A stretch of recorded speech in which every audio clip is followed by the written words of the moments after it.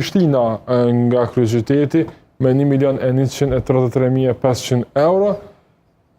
Nga klubët e futbollit i bie tjetë i dyti Ballkani me 941.500 euro, derisa Gjilani renditet në pozitën e 7, mirë po e treta nga klubët sportive të futbollit 868.100 euro.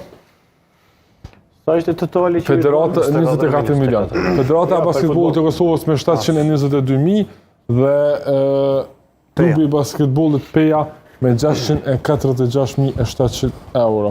Dritan, këto të hyra? Po.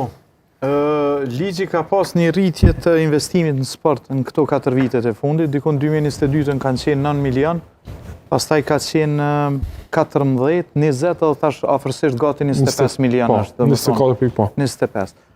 Ligji si ligj është, mendoj se ka fillu me kriju filtra 3, filtra që ato mjetet që jipen për klube ose për federata me qenë vërtet të investuara me qëllimin e interesit publik, edhe pse shumë klube, do me thonë, për mu ishte befasi këto klubet e basketbollit që ishin pozitën 2, 3, 4, do me thonë, niveli më i lartë i sponsorizimit, po si duket marketingu i tyre është shumë më i fuqishëm se sa i futbollit, sepse kosto edhe menaxhimi nuk besoj që është i përafërt ndërmjet klubeve të futbollit Superligës se sa atyre të basketbollit, duke marrë parasysh sidomos resurset humane dhe shumë çka tjetër që lidhet rreth sportit ose veçorive ndërmjet dy sporteve.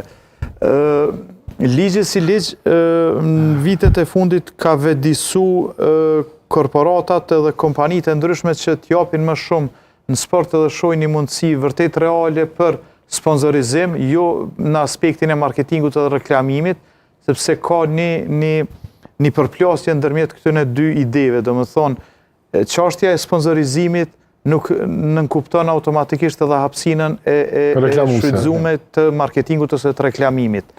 Edhe në këtë aspekt është duke rujt këtë balansin shumë mirë kohët e fundit.